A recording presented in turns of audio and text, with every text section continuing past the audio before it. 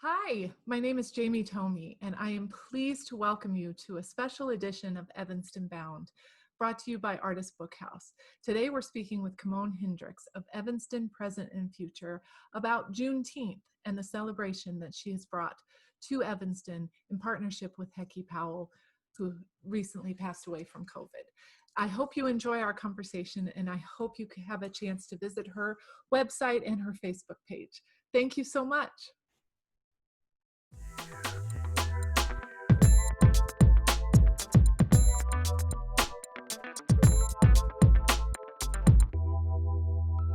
Hi, Kemone. How are you? Hi, Jamie. I'm doing well. How are you? I'm good. I'm so happy that you decided to say yes to joining us today on our first special edition of Evanston Bound, brought to everyone by Artist Bookhouse. And you're also partnering with Bon Events for doing some of your promotions. So one of our board members, Jennifer Friedrichs, owns Bon Events. So it's kind of like Bon Events. Yeah, I think it's Bon Events. Bon Events, like Bon Appetit. Right, exactly. And so I was really excited to get that yes from you to come and talk to us about all of the things that are happening with Juneteenth. So as I understand it, Juneteenth is the day that June 19th, 1865, right? When people in the South finally accepted the abolishment of slavery, which since it was 1865, it was several years after Emancipation Proclamation officially went into business. I don't think that's the right word, but was official. Right. Can you touch on that story a little bit and tell us more about Juneteenth as a celebration, but also as a day in American history that we don't necessarily know as much about that we need to? Absolutely. So yes, as you said, Abraham Lincoln signed the Emancipation Proclamation, which at that point made it illegal, made slavery illegal. It was not until about 2.5 years later, though, that the news reached the slaves that were in Texas. Oh, okay. So what had to happen was it was really a collaboration of a lot of Black activists, a lot of white allies, and of course the U.S. troops. So on June 19th, 1865, U.S. Troops headed down to Galveston, Texas, and had to demand and enforce the law. So although it was illegal, there was still over 250,000 slaves in Texas that simply they did not know the rules that reached them. Of course, through many methods of the slave owners in Texas. So the troops marched down there. They also posted the general order, on certain buildings and demand and enforce the law. And once the news made, all around Texas, once the slaves got the news, that's when the celebration of Juneteenth began. On that day, they celebrated through many means, through food. They drank the strawberry soda, music, dance, prayer. It was a very joyous day, as you can imagine. Finally hearing news that, hey, it's now illegal. And, that's when, a whole line of other things began once the law was enforced everywhere in the United States. So it was a big deal. And it speaks to a lot of things that's going on in this current day, and why this collaboration is needed to officially stop other racist systemic issues within our society today. Right. So just to clarify, it was Texas that there were 250,000 slaves that did not know, and their owners didn't know, or did they ignore the law? So What's that? The owners knew. The owners knew. It was, yes, they knew it was illegal, and they, through different methods, kept that information from the enslaved people of Texas. Right. And So that's another thing that has added to the trauma of white supremacy in our country, is that the owners knew and kept that from the slaves, and then the slaves found out when the military came in, or the troops came in to enforce the law. And this was Correct. in Texas. What about the rest of the South? Did they have the same predicament, or was it less prevalent than in, because Texas is a very, very big state, and also a very yeah, Right. Texas.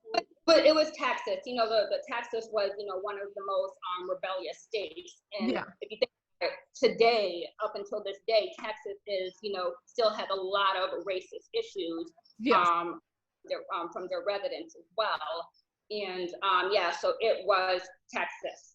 There were, you know, different areas all throughout that, you know, people knew that it was not, you know, a rebellious state, quote unquote.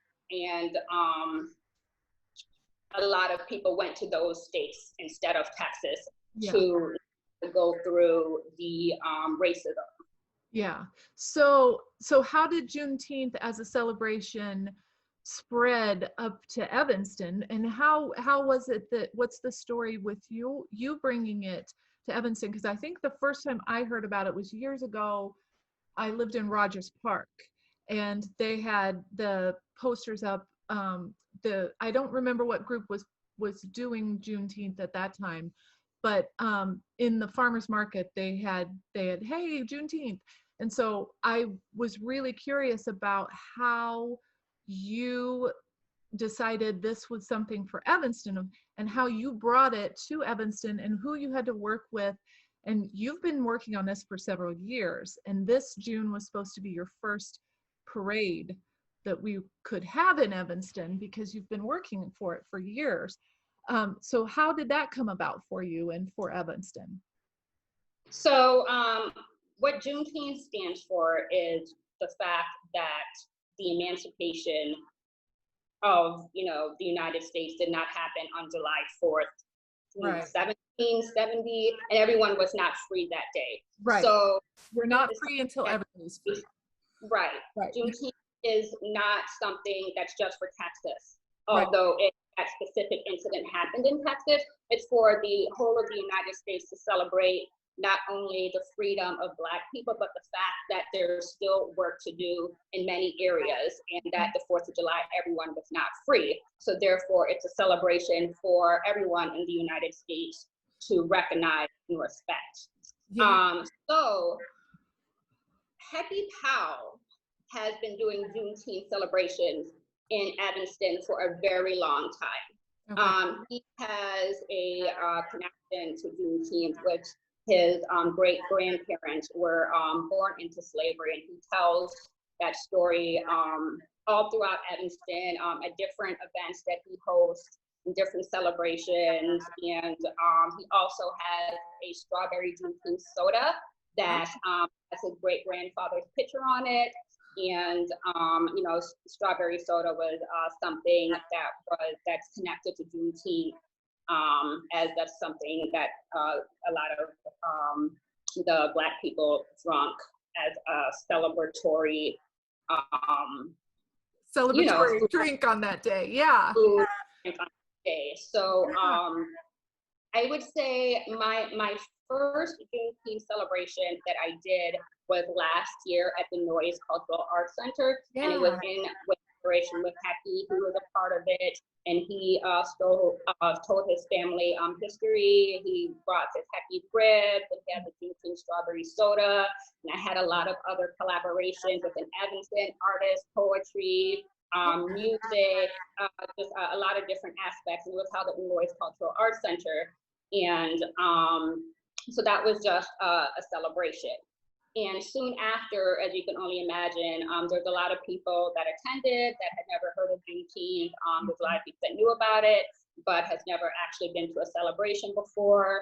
And a lot of Evanston residents felt that it was extremely important to have a parade. You know, why is it that we as a community celebrate the 4th of July, lift it up, and not Juneteenth in the same manner when it's actually really the real Freedom Day. So started planning the parade and kind of took off from there. Yeah. And it's, you know, really important to see this come to life for many reasons. And I just, you know, feel that if we as a community are saying that we support Black businesses, saying that we support Black people, saying that we are anti-racist, saying that we are equitable, that can't be possible if we're not celebrating a holiday like Juneteenth, and, you know, giving the respect that it deserves in the community. We can't say those things unless Juneteenth is properly celebrated. And that was also, you know, something that Hecky believed in and wanted to push within the Evanston community as well. Yeah, I remember that from last year. I remember the Noise Cultural Center thing. I do. And so you worked with Hecky quite a bit, and who else were partners that you really, really want to hold up and honor right now during our conversation?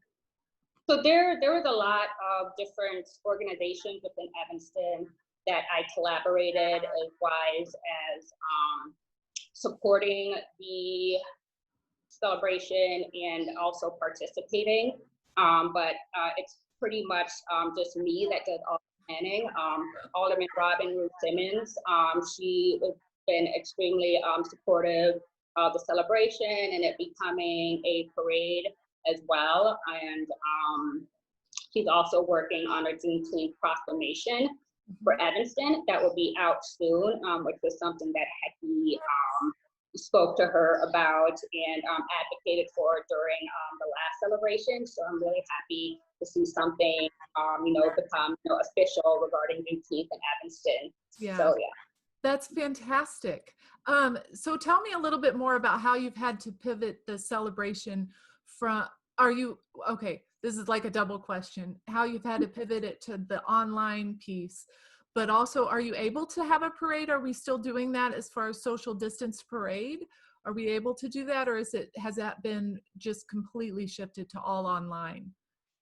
So we're gonna have a virtual celebration on Friday, June 19th, and that's gonna be amazing. So again, we have a lot of Evanston creative performers involved. We have a lot of speakers involved, dances. It's going to be amazing. And then the following day, Sunday, we are going to have a community play reading that is produced by Tim Rose, the creative with Jordan Theater. Yeah. And then we're going to have a car parade on June 27th. A car parade? A car parade. Awesome. Yeah.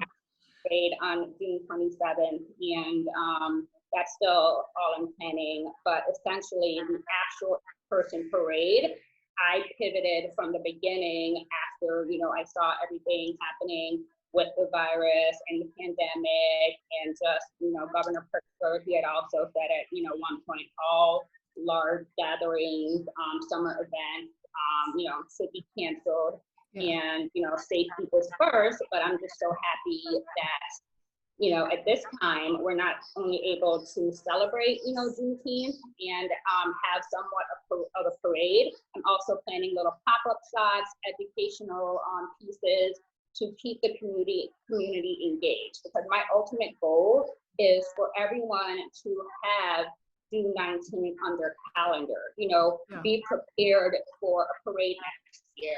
The same way for anticipating the 4th of July parade, you know, have your Juneteenth t-shirt, you know, start preparing for your floats, and I have all that information on the website. And for us to, you know, be able to celebrate it significantly every year. Yeah, and make sure you have your strawberry Hecky's soda on hand, because I'm sure that'll sell out very quickly. Yeah.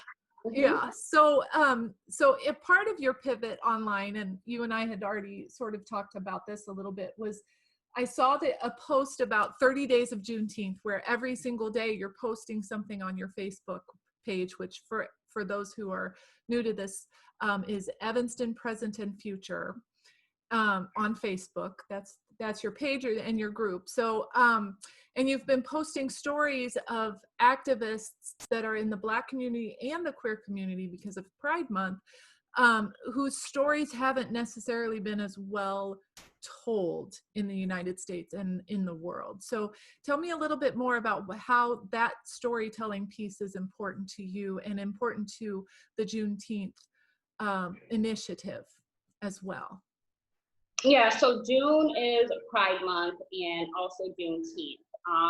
And it's important to me because it goes back to the fact that we are not free until we are all free. And, you know, the whole community aspect and bringing everyone together when it comes to freedom. You know, as we all know, when it comes to the queer society, you know, those are voices that are not often heard. And, you know, the whole Stonewall thing that happened, you know, there are very prominent Black activists that were advocating for the rights of other people. So I felt like it was very important to highlight that in the month of June. And, you know, to this very day, you know, there are, you know, it's like, you know, we as people, we have our own oppression. But when you see someone else being oppressed, it's like, you know, you need to use your voice to advocate for freedom for everybody. And that's what Juneteenth, you know, speaks to. You know, no one is free until we're all free. Right. So what we're including is an article that has a list of, and we're going to also dig deeper on this, had a list of 7 Black activists who fought for the rights of not just, you know, them being able to love and be who they want to be, but for Black rights in general, you know, because you're Black, but you're also fighting for the right to be able to love who you want to love. Right, right. That makes perfect sense. That sort of, it's not sort of, but the intersection of everyone, all of our circles of care and concern, layering on top of layers on top of layers. And it also speaks to what's happening right now, where we get that phrase, all lives matter, comes back at us all the time. And when we say Black Lives Matter, and all lives aren't going to matter until everyone's lives matter. So like you said, no one is free until we are all free. I love that additional educational piece that you're adding to the Juneteenth celebration. It's fantastic. And so one thing also that you had planned were, you mentioned on, and this goes back to last year, dance as part of it and just the celebratory piece. And I know that you had been working with some young dancers to produce something that we could have possibly seen live in person back in that. So how has that, so you said on June 19th, we're having the online celebration, and that's on Facebook and on your website, right? So how is that going to be presented? How are those kids working now? How is it going with the dance piece too? So we have the choreographer, Danny Jo. She is hosting Zoom rehearsals, and essentially the parents will record their child doing the dance, sending it to us, and then Bonnie will work the magic of, you know, making you know, side by side with the music, dancing. Oh, I can't wait. I can't wait for the whole entire thing. And I do have to say, I am so sorry for your personal loss of Hecky. I know that he was our community's awesome guy, but for you to have worked so closely with him, I am so sorry for your personal loss of him as a human being and as a friend and as a colleague. Can you speak to what you look forward to with Juneteenth in the future? Yeah, I look forward to having a huge parade, an actual real parade. Like for real parade. Yeah, you know, having the educational aspect of Juneteenth not just be in June. Yeah, yeah. I have a lot of ideas on, you know, how to expand that and have Juneteenth be a very key point that you know, people can come and learn more about, because, you know, the work is, you know, never really done. Yeah. And it's not taught in schools, you know, as you know, a lot of adults don't know about it. You know, a lot of kids don't know about it. So expanding it to the point where, you know, it's a real educational factor, and, you know, something that people can, you know, learn more about, and, you know, get ready for the parade. So I'm really looking forward to, you know, Juneteenth being all year round, really, when it comes to the educational piece and, you know, tying it in to what's going on today. Yeah, and then having a huge party in June, a huge parade in June, and having it just be something that the entire community celebrate. I want to thank you for this conversation. Thank you so much to Kemone Hendricks from Evanston Present and Future for joining us on this conversation about stories and Juneteenth. If you would like to support more of them, please visit artistbookhouse.org/donate and send in a donation. Every single dollar helps. Thank you so much.